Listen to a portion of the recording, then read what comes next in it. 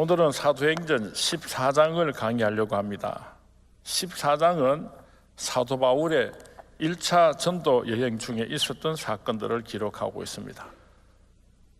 14장 1절 말씀을 이렇게 시작합니다. 이에 니고니온의 두 사도가 함께 유대인의 회당에 들어가 말하니 유대와 헬라의 허다한 무리가 믿더라. 니고니온 교회의 축복은 사도들의 협동과 유대인과 헬라인의 한 마음이 되어서 아름다운 교회를 이루었습니다.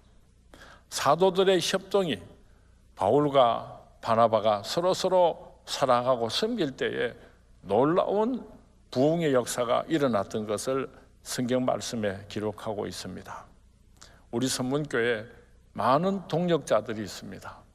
하나님께서 우리 선문교회에 꼭 필요해서 보내두신 하나님의 사자들입니다. 우리 선문교회 모든 동력자들이 한 마음이 되고 한 뜻이 되어서 우리 선문교회를 영적으로 부흥할 수 있도록 불쏘시개처럼 그렇게 쓰임 받았으면 참 좋겠습니다.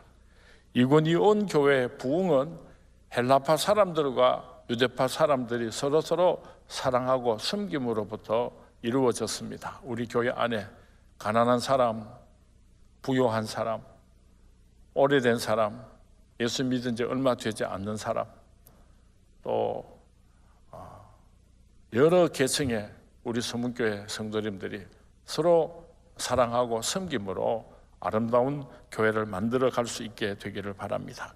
이전 말씀에 보니까 순종치 아니하는 유대인들이 이방인들의 마음을 선동하여 악한 감정을 품게 하였다고 기록하고 있습니다.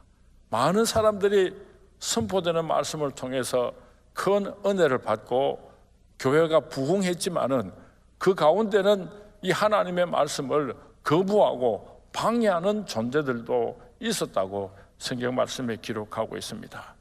예나 제나 하나님의 말씀이 선포될 때는 극명하게 두 종류의 사람들로 나타나게 됩니다. 그 말씀으로 은혜를 받는 사람들이 있는가 하면은 그 말씀을 거부하는 사람들이 있다고 하는 것입니다. 개인의 마음속에서 회개하고 순종하는 역사가 나타난 사람이 있는가 하면은 그 말씀을 반항하고 불순종하고 거부하는 사람들도 있습니다. 말씀을 거부하는 사람들의 특징이 있습니다. 자신들만 그 말씀을 반대할 뿐만 아니라 다른 사람들을 충동질한다고 하는 것입니다. 스데반이 하나님의 말씀을 선포할 때에 사도행전 6장 54절 이하에 보면은 저희가 이 말을 듣고 마음에 찔려 저를 향하여 이를 갈거늘. 하나님의 말씀이 선포될 때에 그 말씀을 받지 않고 이를 가는 무리들이 있었습니다. 저희가 큰 소리를 지르며 귀를 막고 일심으로 달려들어 옷을 벗기고 돌로 쳐서 스데반 집사님을 죽이는 무리들이 있었습니다. 말씀은 믿는 자와 불신자를 증명하고 성도와 악한 악도들을 구별하는 방법이 되기도 합니다. 데살로니가 교회 성도님들이 말씀을 받을 때에 사람의 말로 여기지 아니하고 하나님의 말씀으로 받음으로 진실하다, 놀라운 부흥이 일어났던 것을 우리가 잘 알고 있습니다. 우리 선문의 성도님들은 하나님의 말씀을 받을 때마다 그 말씀 앞에 아멘, 아멘 하고 순종함으로 말미암아 하나님의 크신 축복을 받으시는 우리 선문의 모든 성도님들이 될 수 있기를 주님의 이름으로 축원을 드립니다. 바울과 바나바는 조금도 굴하지 아니하고 그들과 대항하여 담대하게 하나님의 말씀을 가르치고 선포했습니다. 바울과 바나바가 그들도 사람인데 얼마나 피곤하고 지쳤겠습니까? 하나님의 말씀을 전가하다가 핍박을 받습니다. 모함을 받습니다. 한 번쯤 하나님 이럴 수가 있습니까? 원망할 수도 있었을 텐데 바울과 바나바는 이런 상황 속에서도 좌절하지 아니하고 루스드라라고 하는 곳으로 장소를 옮겨서 계속해서 말씀을 전거했습니다. 루스드라에서 나면서부터 안전뱅이 된 사람을 만났는데 바울과 바나바가 내 발로 바로 일어서라, 그렇게 말씀을 선포하니까 그 안전뱅이가 벌떡 일어나서 걸어가고 뛰어다니게 되었다고 10절 말씀에 기록하고 있습니다. 옛날에 구약시대나 신약시대에는 이런 기적이, 이런 치유의 사건이 나타났지만은 현대에 있어서도 이 치유의 사건이 교회 안에서 일어날 수가 있습니까? 일어날 수가 있죠. 하나님께서는 오늘도 역사하시는 줄로 믿습니다. 예수님께서 이 땅에 계실 때에 예수님께서 하신 3대 사역이 있는데, 첫 번째는 하나님의 말씀을 가르치셨습니다. 두 번째로는 전도를 하셨습니다. 세 번째로는 병든 자들을 고쳐주는 사역을 하셨습니다. 이 세 가지 사역을 가르쳐서 예수님의 3대 사역이라 그렇게 표현을 합니다. 그러므로 오늘도 우리 교회 안에서 이 치유의 역사는 나타납니다. 그런데 여기는 아주 균형이 필요한 것입니다. 현상학적으로 이 치유의 사건이 나타나는 교회가 건전한 교회입니다. 치유를 이해할 때 한 가지 조심하고 이해를 하여야지 되는데, 치유는 단지 육체의 질병만을 고치는 것을 의미하지는 않습니다. 영혼의 병을 고치고 육신의 병을 고치고 사탄 마귀를 쫓아낼 때에 온전한 치유의 역사가 나타나게 되는 것입니다. 그냥 몸만 고치는 것, 이것이 치유의 역사라고 표현할 수가 없습니다. 지극히 적은 일부분인 것입니다. 우리 교회 안에서 영혼의 병도 고치고 마음의 병도 고치고 사탄 마귀도 물리치는 치유의 역사가 나타나는 2019년도가 될 수 있기를 주님의 이름으로 축원을 드립니다. 이 기적의 사건은 다소 실망하고 기운이 빠져있던 사도들에게 엄청난 용기를 부어주었습니다. 루스드라 지방에 복음을 증거하는 복음의 문이 활짝 열리게 되었던 것입니다. 안전병이가 일어나는 것을 목격한 사람들이 소리 질러서 하는 말이, 신들이 사람의 형상으로 오셨다. 루스디아에 사는 사람들이 바울과 바나바를 보고 사람이 아니고 신이 오셨다 하고 외쳤습니다. 왜 루스드라 사람들이 사도 바울과 바나바를 보고 신이라고 불렀는가 하면은, 루스드라 사람들에게는 오래전부터 신화가 전해져 내려오고 있었습니다. 오래전에 헬라의 신들 중에 가장 높은 스스와 흐메가 사람으로 변장을 하고 내려왔는데, 스스는 제우스 신인데 왜소하게 생겼고, 흐메는 제우스의 메시지를 전달하는 대변자로 건강하고 잘생겼습니다. 그런데 늙은 농부 빌레몬과 그의 처 바우 두 사람만이 이 흐메와 스스를 영접하고 신으로 대접해 주었고, 다른 사람들은 알아보지를 못했어요. 그래서 흐메와 스스가 그 마을 사람들은 몰살을 시키고 빌레몬 부부만은 주었다고 하는 그런 전설 같은 이야기가 이 루스드라 지방에서 오래전부터 전해 내려오고 있었기 때문에, 이 앉아서 걷지 못하는 사람이 벌떡 일어나서 뛰어다니는 것을 보고 저 사람은 틀림없이 흐메와 스스일 것이다, 그렇게 생각을 하고 신이 오셨다고 야단 법석을 들었던 것입니다. 그런데 두 사도가 그 속으로 뛰어 들어가서 옷을 찢으면서, 왜 이러십니까? 우리도 여러분과 똑같은 사람입니다. 우리는 신이 아닙니다 하고 간곡하게 말을 했을 때 그들이 너무나 실망을 했습니다.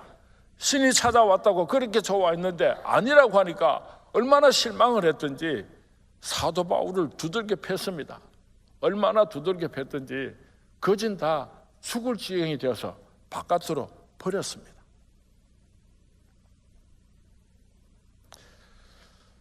피투성이가 된 사도 바울, 그런데도 20절 이하에 보면은 그 사도 바울이 눈을 떴을 때 그 주위에 아주 짧은 시간이었지만은 사도 바울을 통해서 복음을 영접했던 제자들이 둘러서서 사도 바울을 간호해 주고 있었습니다. 한번 생각해 보시기 바랍니다. 사도 바울이 얼마나 외로웠겠습니까? 얼마나 고통스러웠겠습니까? 그때에 아무도 없었다고 한다면은 얼마나 사도 바울이 불쌍했겠습니까? 비록 교제를 시작한 지 오래되지는 않았지만은 그 사도 바울의 제자들이 죽어가는 사도 바울 곁에서 간호하고 있었다는 것을 한번 생각해 보면 참 아름답다, 그런 생각이 들어요. 오늘날 사람들이 얼마나 정이 없는지요. 그래서 개 기르는 사람들이 사람이 개보다 못하다, 그런 말을 자주 해요. 그저 죽고 못 산다 그러고 그럴 때가 어제 같은데, 별일 아닌데도 마음 상하면은 싹 돌아서서 그냥 남이 돼버리고. 오늘 우리 강진욱 목사님이 섭섭하지 않을까, 제가 마음이 참 아파요. 우리 교회를 빨리 정리하고 자기 목회를 시작해야지 되는데 아직도 떠나가지를 못하고 그 마음을 여기다가 묶어 놓고 있어서 내가 가라고 참 마음이 아파요.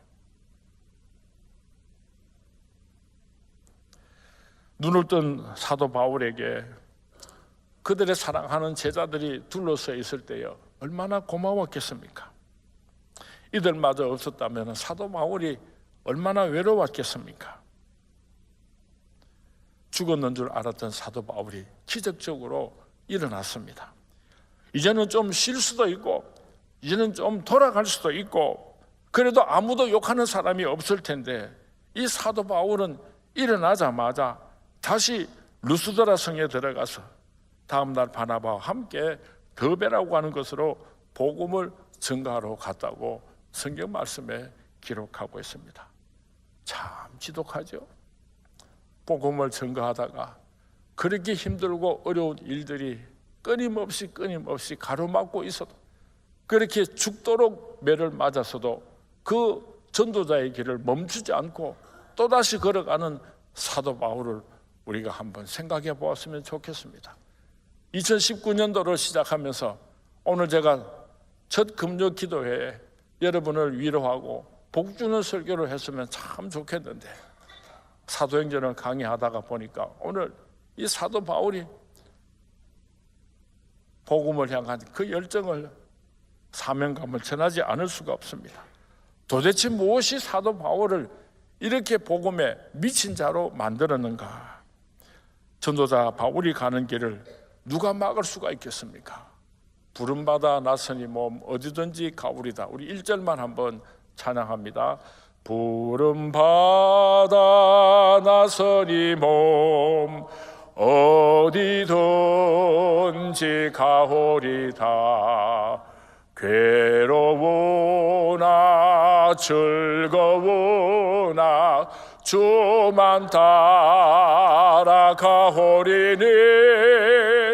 어느 누가 막으리까. 죽음인들 막으리까. 어느 누가 막으리까. 죽음인들 막으리까. 이제 사도 바울과 바나바는 1차 선교 여행을 되돌아서 돌아오게 됩니다.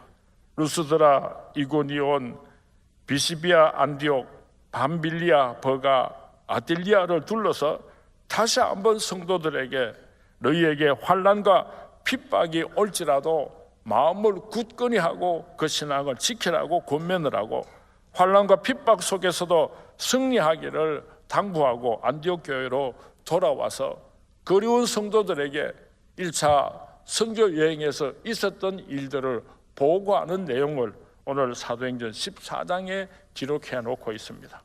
저는 오늘 짧은 시간 두 가지를 함께 생각하면서 은혜를 나누기를 원합니다. 첫 번째로 하나님의 일을 하는 사람들, 교회를 다스리고 섬기고 말씀을 전가하는 그런 사람들이 어떤 마음가짐을 가져야 하는가. 두 번째로는 땅끝까지를 복음의 증인되라, 증인의 자세에 대하여서 생각해 보며 은혜를 나누기를 원합니다. 첫 번째로 주의 종이 가져야 할 태도에 대해서, 섬기는 자들이 가져야 할 태도에 대해서 말씀을 드리겠습니다. 오늘 본문 14절과 15절 말씀에 보면은 루스드라 사람들이 쓰쓰라하고 흠메라 하여 제사 드리려고 할 때에 바울과 바나바가 그들의 옷을 찢었다고 기록하고 있습니다. 하나님을 모르는 무지한 사람들을 향하여서 애통하는 가슴 아픈 마음을 가지고 있었던 것입니다. 이런 마음이 지도자에게 있어야지 됩니다.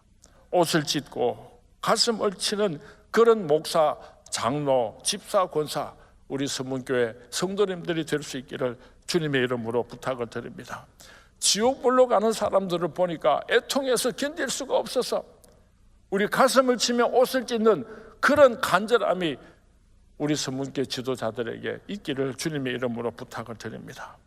가나안 정탐을 마치고 돌아온 요수아와 갈렙은 군중들 속으로 뛰어들어가서 가슴에 옷을 찢으면서 우리가 보고 온 땅은 심히 아름다운 땅이라, 하나님께서 기뻐하시면 저들은 우리의 밥이라고 보고를 했던 것을 우리가 기억합니다.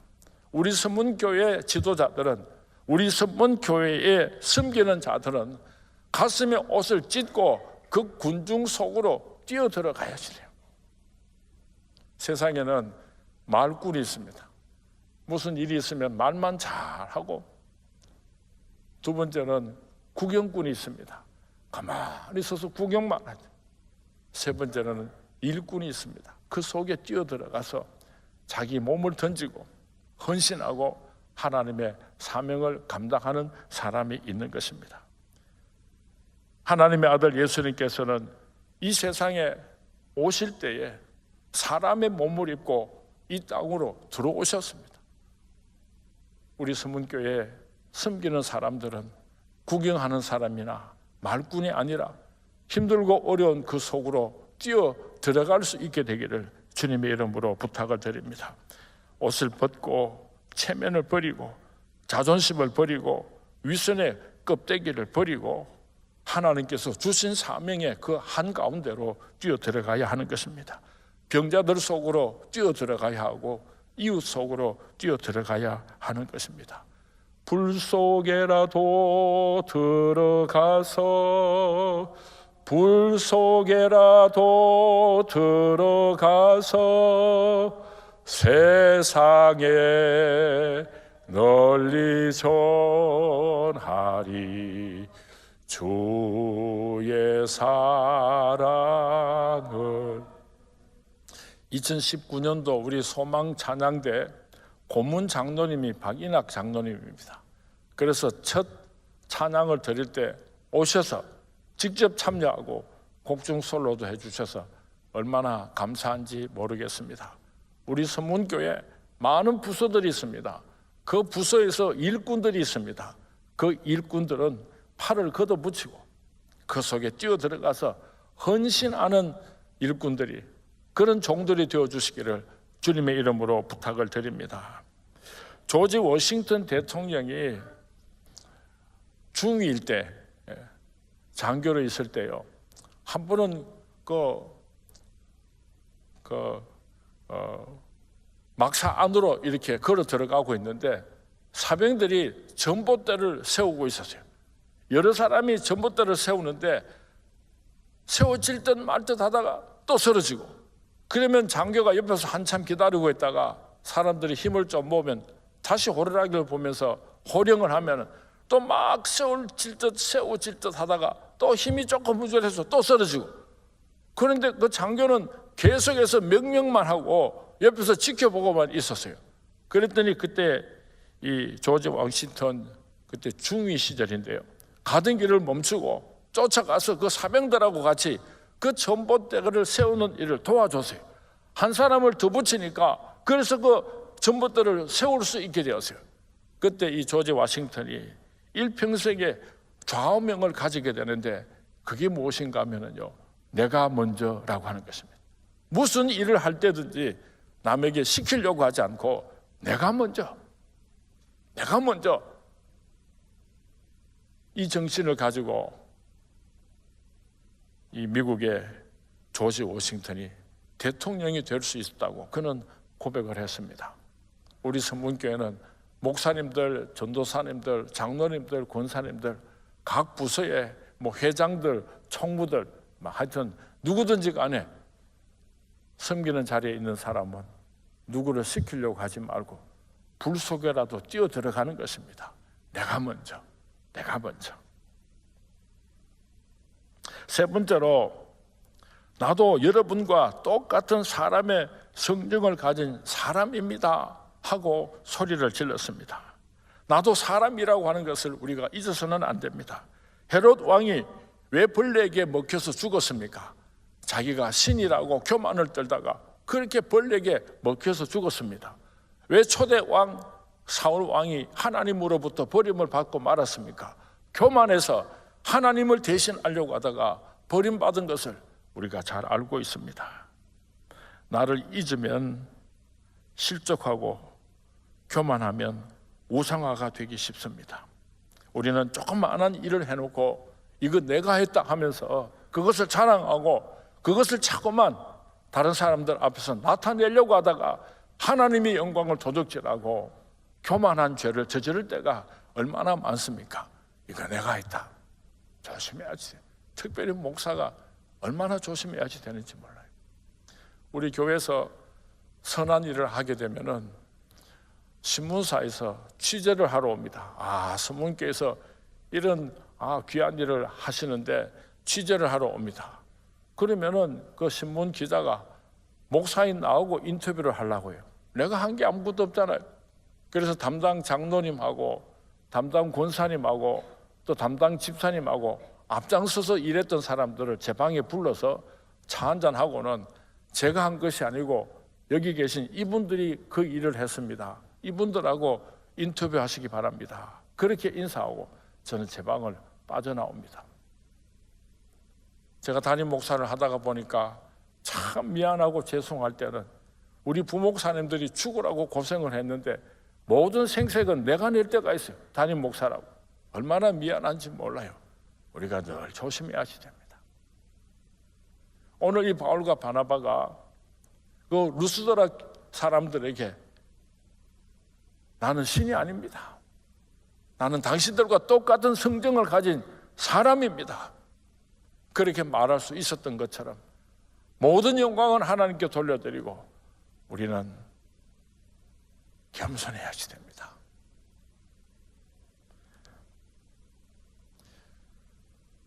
오늘 여러분 주위에서 신유의 은사가 있어서 병을 고치는 사람이 있습니까? 또 말씀을 증거하는데 아주 큰 능력을 가진 그런 목회자가 있습니까? 그 사람들이 자기 이름을 높이면은요, 그것은 다 가짜예요. 하나님의 영광만을 나타내야지 자기에게 무슨 특별한 능력이 있는 것처럼 과시하는 것은 그것은 이단이에요. 우리가 영적으로 분별할 수 있어야지 될 것입니다. 베드로가 한때는 얼마나 교만하였습니까?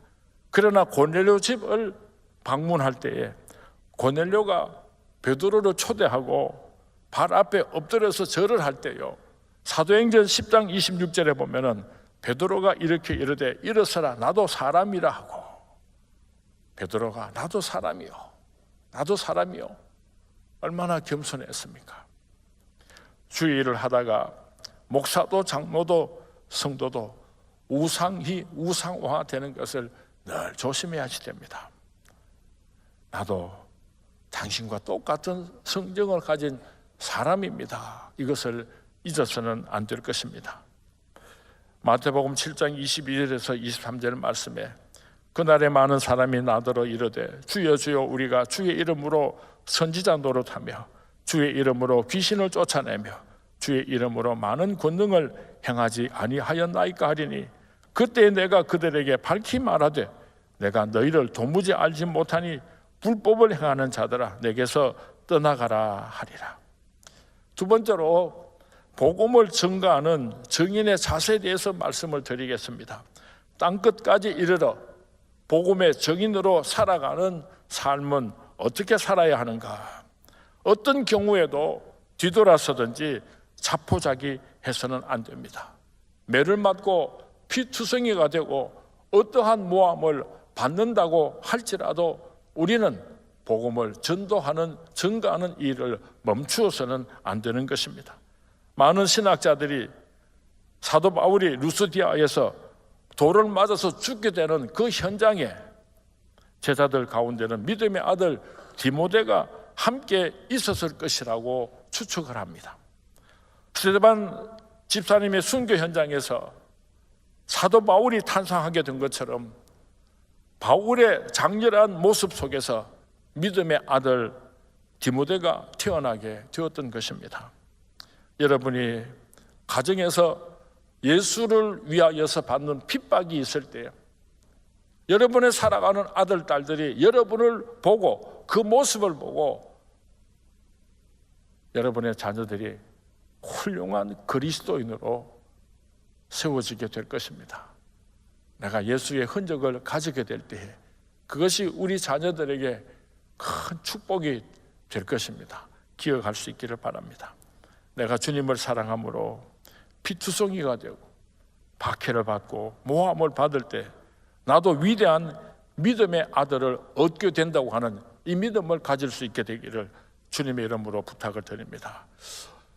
도대체 무슨 힘이 사도 바울을 이토록 복음에 미치게 하였는가? 도대체 무슨 힘이 있어서 사도 바울이 이 복음에 미치게 하였는가? 다메섹에서 예수 그리스도를 만났기 때문입니다. 사울아 사울아 어찌하여 네가 나를 핍박하느냐? 니시오니까 나는 네가 핍박하는 예수라. 그 예수님을 만났기 때문에 체험적인 신앙이 있었기 때문에 이렇게 미치도록 예수 그리스도를 증거할 수밖에 없었던 것입니다. 저와 여러분이 이런 체험적인 신앙이 있다면 누가 시키지 않아도 우리도 예수를 증거할 수밖에 없을 것입니다. 우리 집사람은 얼마나 수줍음이 많고 다른 사람에게 먼저 말을 걸 만한 그런 뻔지도 없어요. 그냥 조용하게만 있는 사람인데 제가 미국에서 목회를 할 때인데 하루는 보니까 하루 종일 전화를 해요. 그냥 교회 우리 교인 주소록을 놓고 집집마다 전화를 하는데 여보 무슨 전화를 그렇게 많이 해요? 이랬더니 내가 화장품을 써보니까 너무너무 좋아요. 주름살도 없어지고 얼굴도 하얘지고 너무너무 좋아가지고 우리 교회 집사님들한테 이거 한번 써보라고 그렇게 지금 전화하고 있어요. 이래. 아니 여보 그 화장품 회사에서 당신한테 시켰어요? 뭐 안 시켰대요. 그러면 그 광고를 해주면은 뭐 당신한테 뭐 주는 게 있어요? 물으니까 그런 것도 없대요. 말도 못하는 당신이 하루 종일 뭐 하려고 그렇게 집집마다 전화를 하노? 그렇게 물으니까 내가 쓰보이겠네 좋아가지고요. 허허허허. 내가 쓰보이겠네 좋아가지고요. 허허허. 이러더라고. 내가 예수를 만나서 예수님의 음성을 듣고 예수님의 축복과 사랑을 받으면은 누가 안 시켜도 그 예수를 증거하고 싶어서 미치는 거예요.